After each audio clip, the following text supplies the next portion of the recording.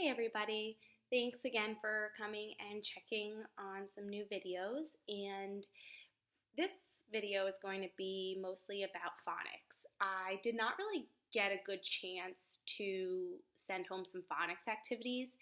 I really was able to get into the reading, and of course I'll be doing daily read alouds, and I was able to send home some writing and some math activities, but phonics, which is so important, especially in first grade, I did not really get to send a lot of that home. So I was thinking I could do some phonics videos on here to give you some ideas of some things we work on in phonics in first grade. So a brief overview of phonics is just that phonics deals a lot with letters and sounds. So thinking about the sounds the letters make, thinking about different sounds 2 letters or 3 letters coming together could make, thinking about the parts of words or syllables, and just things like that.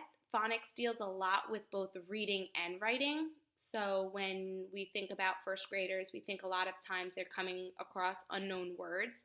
So phonics deals with helping them decode those unknown words, breaking it up into syllables and sounding it out. And with writing, we think about, and especially in first grade, getting them spelling correctly and using phonics and using their spelling strategies and different letters to make sure that they're spelling their words right in their writing. So phonics instruction is something we do every single day for about 40 minutes, and a lot of times we talk about vowels or syllables, and consonant clusters is something we've been talking a lot about. Maybe your child has told you about a consonant cluster like BL bull or FR fur.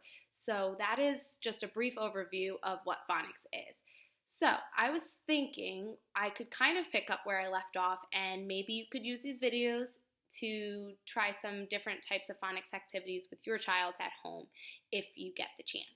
So before this break, we were talking a lot about our short vowels and our long vowels. So just to back up a little bit, a vowel is A-E-I-O-U, and I like to tell my students sometimes why. So Y is a vowel in words when it sounds like a vowel, and also when it doesn't have any other letters that could be a vowel in the word. So the first example that I always like to kind of tell my students is my, right? My is, the Y is definitely a vowel because M is a consonant and there's nothing else. So we always like to say that Y is a vowel there. Another example when we talk about vowels is when we break up a word into its syllables. So again, Y will be a vowel in a word like funny because, well, we know U is a vowel and every syllable has to have a vowel spelling. That tells you how many vowels are in the word. So funny has 2 syllables. The first syllable is fun, and our vowel in the first syllable is U, and our second syllable is Y, and it says E, fun, E, and that in that word lets you know that Y is a vowel. It can be a little bit tricky when to say that it's a vowel and when it's not. That's why I just kind of in first grade, the expectation is that they understand that our vowels are A, E, I, O, U, and sometimes Y. A lot of times they come up to me and ask me, is it a vowel here? Is it a vowel there? And I've done a little bit of explaining, when it's considered a vowel. But really the expectation is that they're understanding that it's a vowel sometimes. So that is another activity I go over with them all the time, giving them long words, multisyllabic words, for instance, helicopter, and showing them how that word helicopter can really be broken up into syllables, and even going so far as to, okay, so count how many vowel spellings there are, and that is how many syllables there are in the word. So that's another skill I teach them. So for instance, if we were to break helicopter into syllables, we would be able to count the vowels here. And this is just a complete side note, just kind of giving you a description of what our vowels are and sort of a syllables lesson too. But hell, I, cop, ter. So we have 4 syllables here. Hell, I, cop, ter. And our vowels are E, I, O, and ER comes together as kind of a one vowel spelling. But helicopter has 4 syllables and 4 vowels. All right, so moving along, we left off before this break talking a lot about short vowels and long vowels, and I just kind of thought we could sort of pick up where we left off. So the difference between short vowels and long vowels is that short vowels have specific sounds and long vowels have specific sounds that they also make.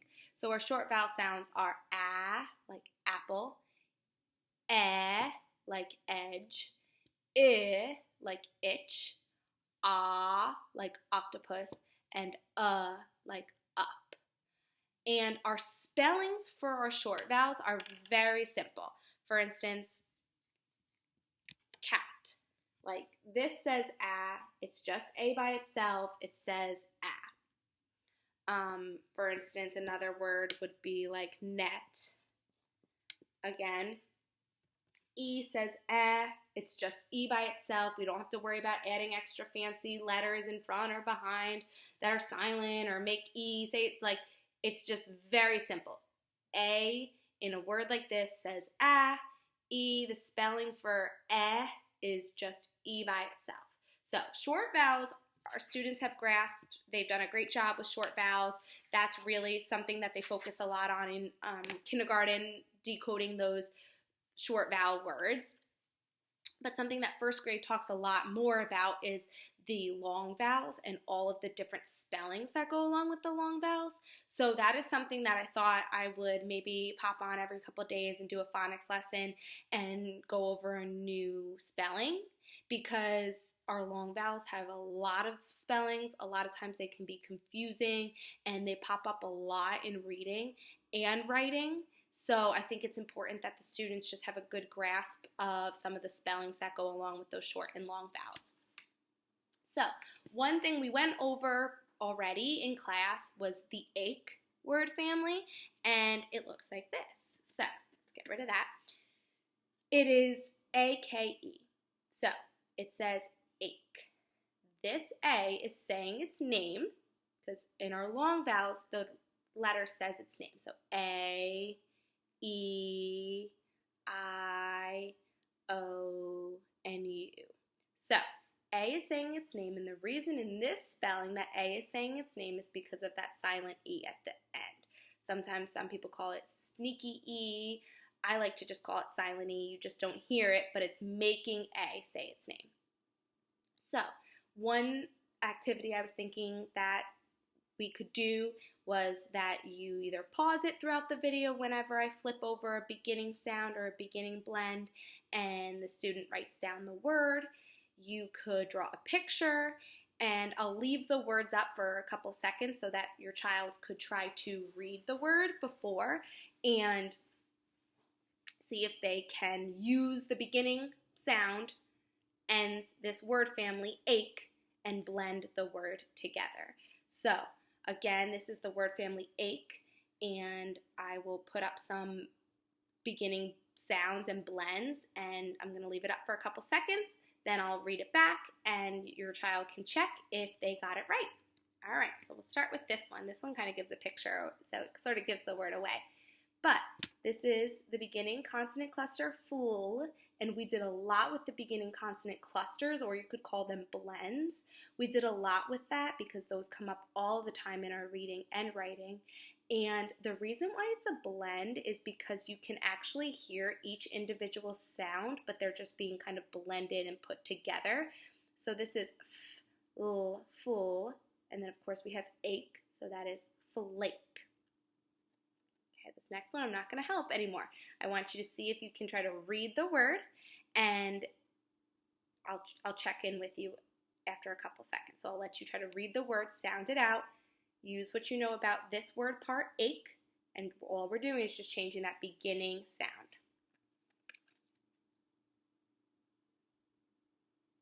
Okay, it should have been k, ache, cake. Next one.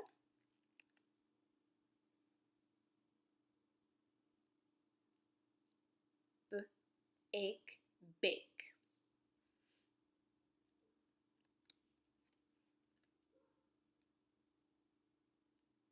L, ache, lake. And if your child's breaking it up by first sound and the rest of the word part, that's fine. Or if they're able to just look at it and read lake, that's even better. That's great.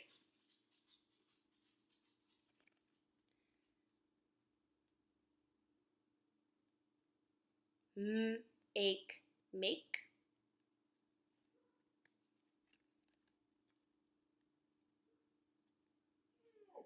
R, ache, rake.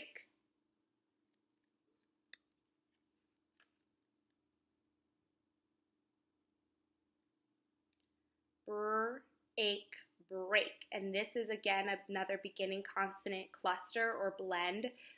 B, r, brr. We try to encourage them to put the sounds together so that it kind of creates one sound, but you also are still hearing each individual sound that the letter makes. It doesn't create some new sound.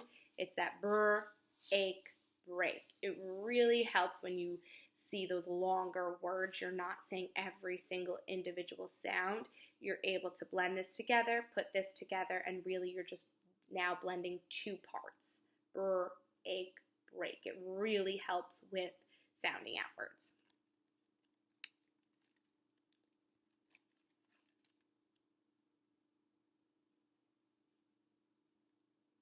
Sn, ache, snake. Again, that beginning blend or consonant cluster.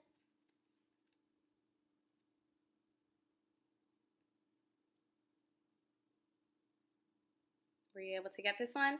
Sh, ache, shake. This is a little bit different. This is a digraph. So this is when S and H come together, but they're not saying their own individual sounds. They're coming up with some completely new sound together. So we no longer hear this. We no longer hear the, we say sh, ache, shake.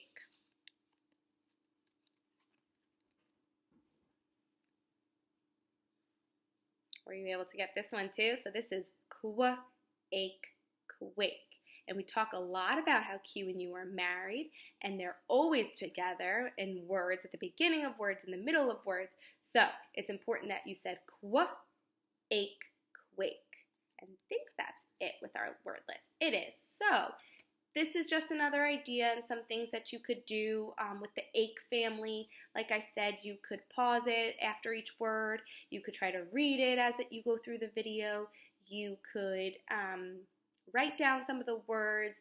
You could have a parent or a grandparent test you later, and instead of showing you the word, say write flake, and then you practice writing the word flake, or write bake, and you practice that new spelling and that new word pattern. So like I said, just some more activities that will help us with our long vowels and all the spellings that we'll eventually go over. We have a ton of spellings for long A, long E, long I, long O, and long U. So just another fun activity. Thanks.